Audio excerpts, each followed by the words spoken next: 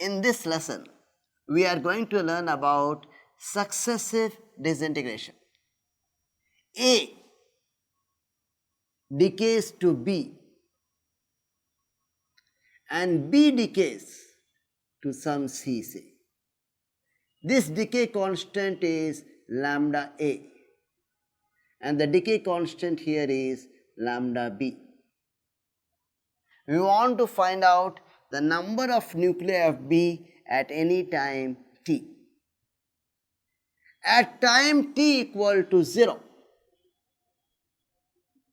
the number of nuclei of A are, say, N0 and the number of nuclei of B are 0. At time t equal to t, the number of nuclei of A is, say, Na and the number of nuclei of B is Nb. We want to find this Nb. At any time t, the net rate of formation of B will be equal to rate of decay of A, because that much B is getting formed, minus rate of decay of B. Please understand this. This is the net rate of formation of B, dNB dt. This will be equal to rate of decay of A, lambda A Na, minus rate of decay of B, lambda B Nb. Right? By decay of A, B is getting formed, so that is plus. By decay of B, B is getting lost, that is minus. So this is the equation. Now, therefore, dNb dt is equal to lambda A. Na is very easy to find out because N0 is the initial number of nuclei and decay constant is lambda A. So this will become N0 e to the power minus lambda A into T, right, easy, minus lambda B Nb. Therefore, dNb is equal to lambda A N0 e to the power minus lambda A T minus lambda B Nb dt, right. So this is what we have to integrate. Now for this we have to do some mathematical jugglery. First thing, let us write this as dNb plus lambda B Nb dt equal to lambda A N0 e to the power minus lambda A T. You have taken all the Nb's to one side. Now you multiply everything by e to the power lambda Bt. So what do you get? E to the power lambda Bt dNb plus lambda B Nb e to the power lambda Bt dt plus, or rather equal to, lambda A N0 e to the power lambda B minus lambda A T, and this dt is there. So that dt you have to write. So this is what we get. Now look at this. What is this? This is differentiation of Nb into e to the power lambda Bt. Check here. Go from this step to this step. This is a product of two functions. You keep one constant, this one, and differentiate the other. So differentiate this lambda B will come to the front. So this will get. and this will remain like this. Differentiate t, you get dt.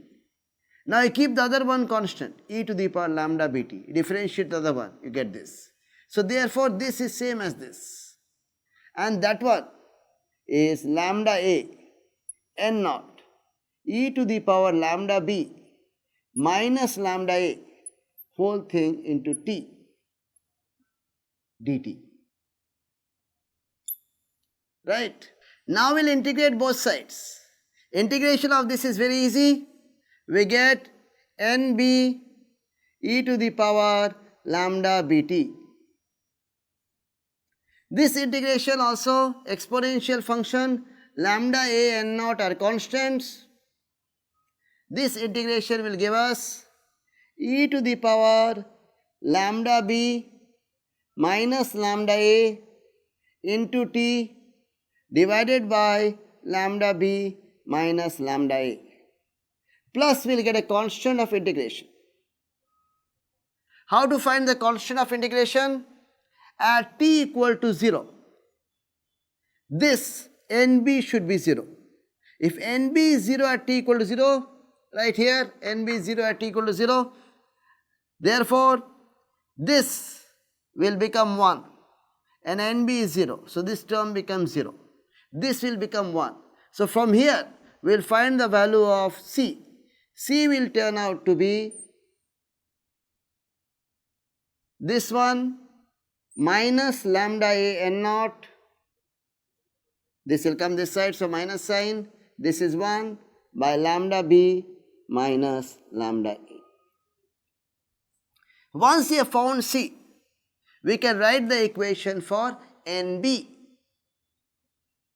So what will be nb now? Divide everything by e to the power lambda bt both sides. So we will get lambda a n naught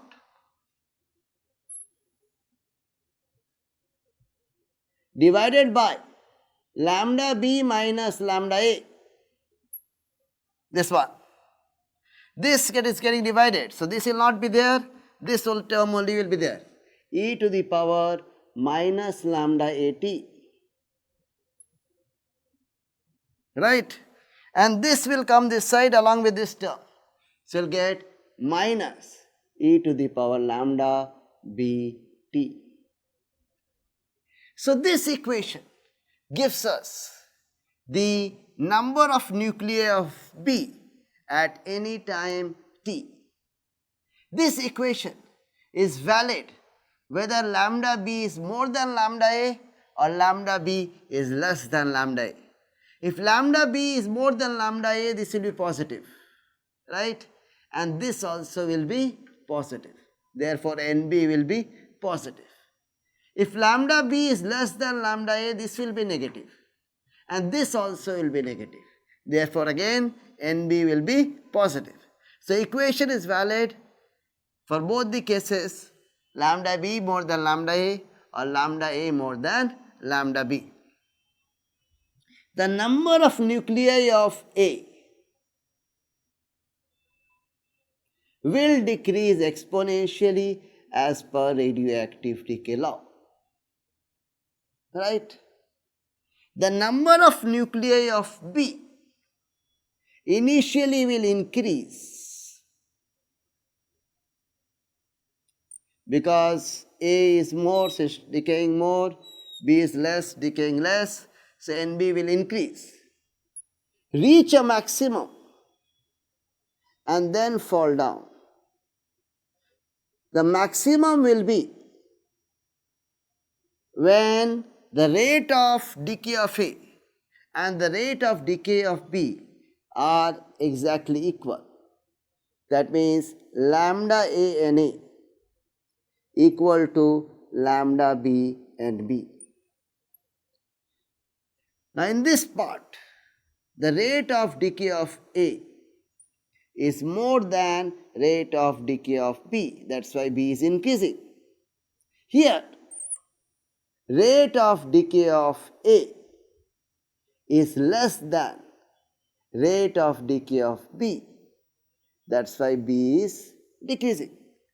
So this is successive disintegration. A decays to B B decays to C. The decay constant for decay of A to B is lambda A, and the decay constant of the rate of decay of B is lambda B. At the initial time, only A is there, no B.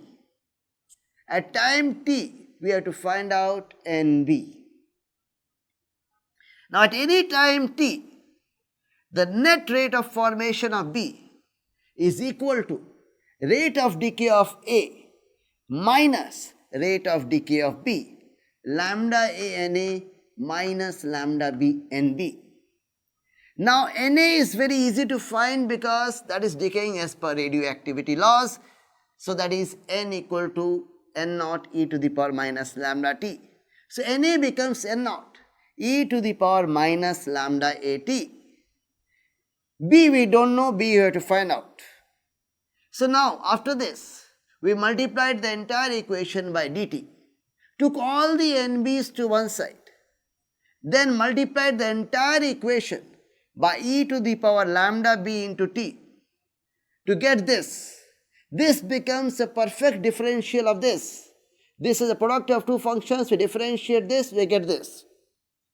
And the right hand side is easy to integrate because it is exponential function e to the power lambda B minus lambda A into t dt. So we did the integration. We put a constant of integration, and then we use the fact that at t equal to 0, NB is 0. From this condition, we found the value of C. Then to get NB, we divided the entire equation again by e to the power lambda Bt. And this is the equation we got. And this equation is valid whether lambda B is more than lambda A or lambda B is less than lambda A. The number of nuclei of A decrease exponentially, that is the graph. NB will initially increase, reach a maximum and then decrease. At infinite time, both will be 0. The number of nuclei of B reach a maximum when rate of formation of B is equal to rate of decay of B. So lambda A NA is equal to lambda B NB. When lambda A NA is more than lambda B NB, then we are on this side. So number of B is slowly increasing. It reaches a maximum. Then the number of nuclei of B decreases. So when lambda A NA is less than lambda B NB, we are on this side. And when lambda A NA is equal to lambda B NB, the number of nuclei of B is maximum. That is all that is there in successive disintegration. Very, very easy. Just follow step by step. Try to do the derivation on your own 3 times and you will find it very, very easy. Now we will solve a problem on successive disintegration. A radionuclide, that means a radioactive nuclide, is produced at a constant rate alpha. Initially, the number of radioactive nuclei is 0. Number of nuclei is 0. Now, the decay constant of this radioactive nuclei is say lambda. First thing, we have to find the maximum number of nuclei of this radioactive substance, say X, is possible.